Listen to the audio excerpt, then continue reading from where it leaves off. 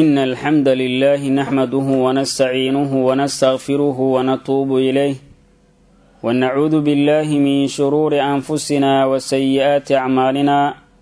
من يهده الله فلا مضل له ومن يضلل فلا هادي له أشهد أن لا إله إلا الله ولي الصالحين وأشهد أن محمدا عبده ورسوله أما بعد إخوة العزاء waxaynu gudu jirnaa muxaadarooyinkan uga hadlaynay masaa'il ku saabsan ramadaanka ciwaankeedana uu ahaa masaa'ilu ramadaaniya muxaadarana midii ka horeysay ayaan waxa ugu soo hadalnay mas'ala ku saabsaneeday siyaamu sabiyi wa sabiyati canugii yar iyo gabadha yar soonkooda muxuu noqonaa xukunkiisa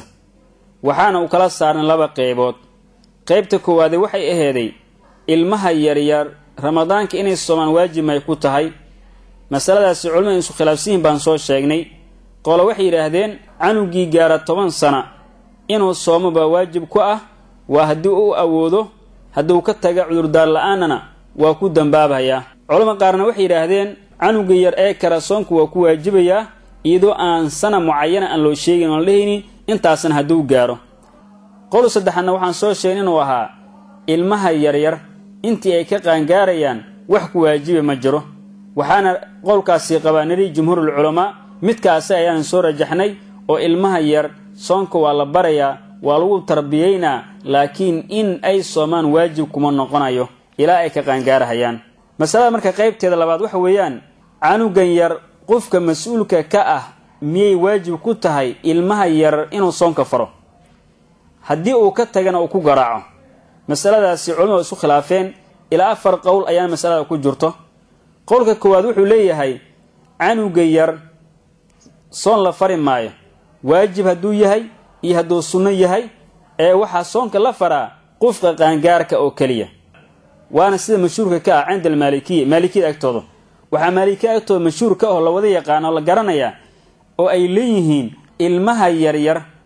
soon waajib ah iyo mid sunno ah midna lama amrahayo oo la dhihi maayo sooma soon waxa la faraa bay yiraahdeen qofka qaangaarka oo kaliya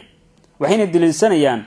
oo ay leeyihiin soonka lagu miqyaas kara salaada sababtoo ah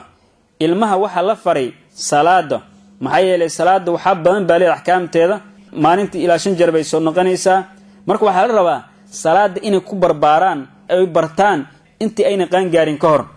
soonkana waxa ku sugan bay yiraahdeen dhibaato iyo rafaad baa ku sugan oo waxa laga yaabaa caafimaadkooda iyo in dhibaato ay soo gaarta laga yaabaa qol labaad wuxuu leeyahay qofka canuga yar mas'uulka ka ah waxa waajib ku ah inuu soonka fara mar haduu canugi gaaro 7 sano soonku uu ku garaacaya haduu ka taga haduu gaaro canuga 10 sano waa markuu soonka awoodo oo qolkan wuxuu leeyahay canugan yar qofka mas'uulka ka ah waxa waajib ku ah ilmaha yaryar markay 7 sano gaaraan inuu soonka amro oo faro yiraahdo sooma 10 sano haday gaaraan hadii ay ka taga inuu ku garaaca waa hadii soonka uu awoodo qowlkaasina waxa qaba madhabul xanafiyada madhabkooda weeyaan sidoo kale shaafiicida madhabkooda weeyaan sidoo kale xanaabila qaar kamid ayaa qaba oo waxayna daliilsanayaan qiyaas oo kay qiyaasanayaan salaadi oo waxay yiraahdeen ilmaha yar waxa la farayaa salaada san ognahay hadii ay ka tagaanana ayagoo 10 sano jiro waa la garaacayaa waxa jira xadiis uu warinay imaam ahmed iyo abu daawud iyo bayhaqi iyo daraquni iyo qeyrkooda ee uu nabiga yiri calayhi salaatu wasalaam muru abnaakum bis salati li 7 siniin aruutiin markay 7 sano jiraan salaada fara wadribuhum calayha li 10 siniin 10 sano markay gaaraan haday salaada ka tagaan garaaca wa farriqu baynahum fil madaaji'i jiifkana ku kala dheeray oo kala bixiya xadiiskan walaalahay waa xadiis xasan ah oo wuxuu tilmaamayaa caruurta 7 sano haday gaaraan in salaada la farayo hadii 10 sano gaaraan oo ay salaada ka tagaan in la garaacayo iyo wiilasha iyo gabdhaha jiifka in loo kala bedelayo hadii ilmuhu 7 sano ay gaaraan oo wiilal iyo gabdha isugu jiraan ha isla jiifinina oo wixii 7 sano ka dambeeyay wiilashana goon u jiifiya gabdhahana goon u jiifiya xadiiska sanadkiisana waa xasan marka xadiiskaas bay daliilsadeen oo waxay leeyihiin canuga hadii uu 7 sano gaaro soonka waa la amrayaa haduu ka taga 10 sano soo jirana waa la garaacayaa waa hadii uu soonka awoodo waana يعني maragtay madhab al-Hanafiya iyo Shafi'iyada iyo Hanabila qaar kamid ah aan soo sheegnay waxay kale yaani dalisanay Maalikiyada ku radinayeen leeyihiin saxaabada ridwaanu calayhim waxay ahaayeen caruurtooda ku soonsiyo xilligii nabiga calayhi salaatu wasalaam iyo nabiga markuu dhintay ka bacdiba oo saxaabadu waxa dhaqan u ahaa in ilmahoodu ay soonka ku tarbiyayaan xilligii nabiga calayhi salaatu wasalaam oo noolaa iyo markii nabiga uu dhintay salawaatu rabbi wassalaamu calayhi kadib gabadha lira ar-Rabi' bint Muawid radhiyallahu ta'ala anha ay waxay leedahay iyadoo ka hadlayso bisha zaka soonka ku jiro oo loo yaqaan yawm Ashura ay waxay tiri kunna nasumuhu wa nusawwimu sibyanana wa naj'alu lahum al-lu'bata min al-'ihn fa idha baka ahaduhum 'ala at-ta'ami a'taynahu dhalika hatta yakuna 'inda al-iftar waxay leedahay gabadhaas iyadoo ka hadlaysa bish soonka Ashura waa bisha zaka maalinta ay 10 tahay soonka la soomo weeye waxay tiri kunna nasumuhu yawm Ashura ana waan soomi jirnay bay tiri wa nusawwimu sibyanana aruurtanagana waan soomi jirnay bay tiri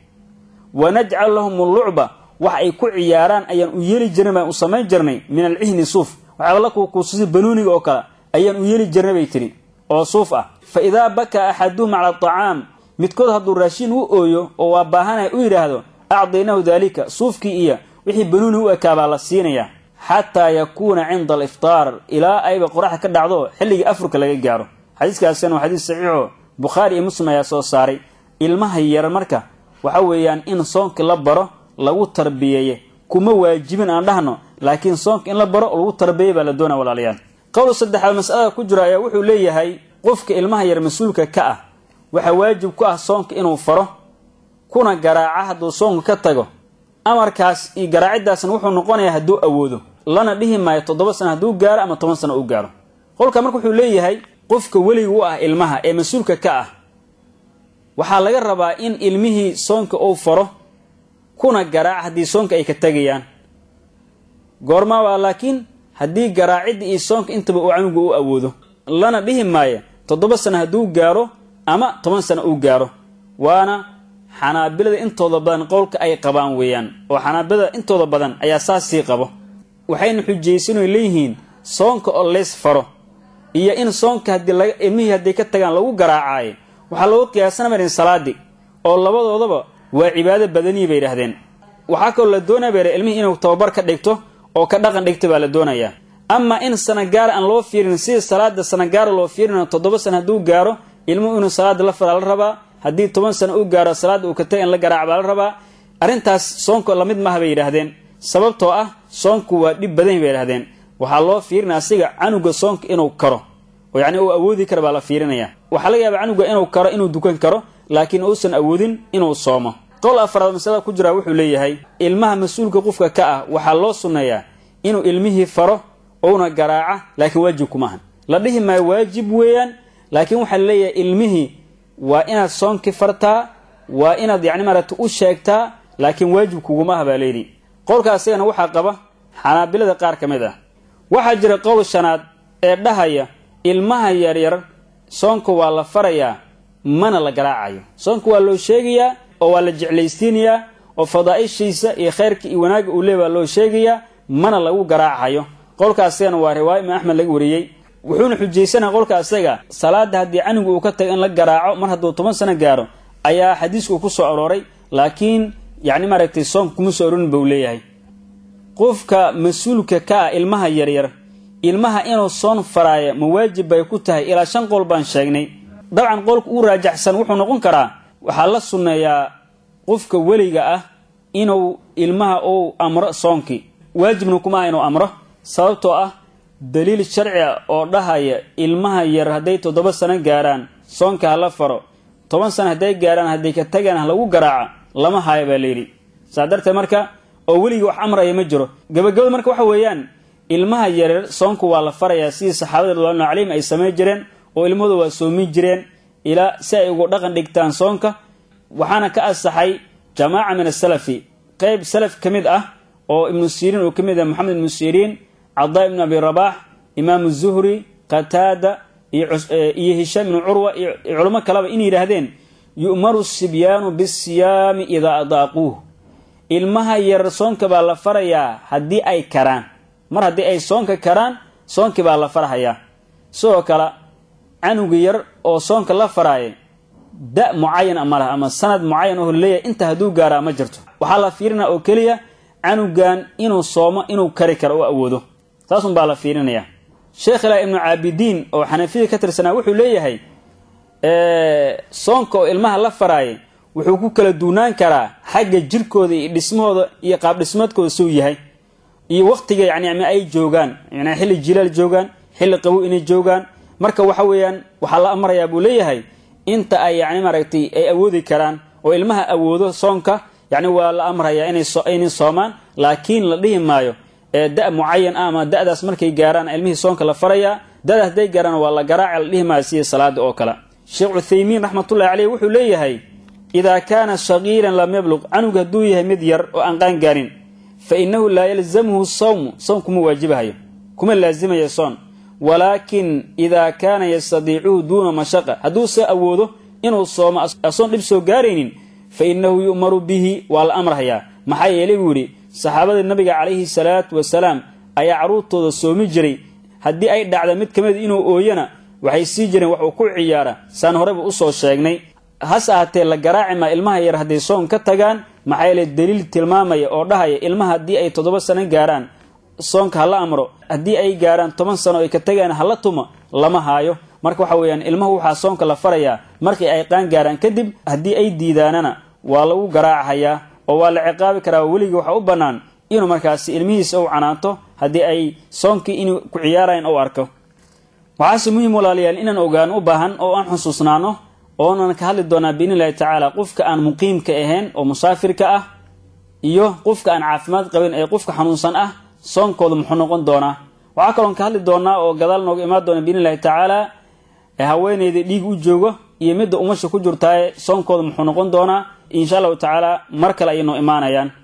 waxaan gudbaynaa qayb kale oo ah macrifatu waqti dukhuli ramadaana wa waqti khuruujihi in la garto ramadaanka waqtiga uu soo galo iyo waqtiga uu baxayo anata waa muhiim walaalayaal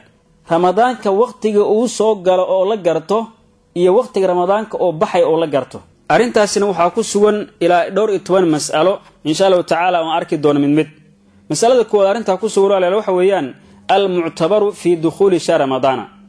bisha ramadaan soo galideeda maxaa la ictibaarinaya maxaa la fiirinaya bisha ramadaan baa soo gashay maxaa waxa la ictibaarinaya maxay yihiin waxa la ictibaarinaya wax weeyaan oo la tirsanaya bisha ramadaan oo dhalato oo la arka weeyaan hadii bisha ramadaanku dadku ay arkaan habeenkii bisha shacbaan ay ahayd 30 maalinta xigta wuxuu noqonayaa maalintii ugu horeysay ee bisha ramadaan maalinta bisha shacbaan ay 30 noqotay kamid ma noqonaya maalin shacbaan ee ramadaanka ayuu kamid noqonaya dadkan markay arkaan bisha ramadaan bisha shacbaan idoo ay tahay 30 waxa waajib ku ah in ay soomaan وانا اجماع العلماء علماء انتاس كو اجماعسن رسولك عليه الصلاه والسلام وحيري لا تصوموا حتى تروا الهلال ولا تفطروا حتى تروا فإن غم عليكم فاغدروا له هالسومين الى ادبشه كارغتان انا فورين الى بشه كارغتان هدي اي ضرور اذي قبتنا او اي habeenkii 30 bisha shacbaan ay heeday ay daruur idii dado oo ayna idii suuro galin bishi inaad aragtaan 30 shacbaan buuxiya sidoo kale habeenka ay bisha ramadaan tahay 30 hadii ay suuragal noqoyso bishi in la arkay 30 ramadaanka buuxiya insha Allah tacaala muharramada xigta ayaa waxaan uga hadli doonaa mas'aladan ah garashada la garanayo ramadaan waqtiga uu soo galayo iyo waqtiga uu baxaya hada wa billahi tawfiiq wassalamu alaykum wa rahmatullahi ta'ala wa barakatuh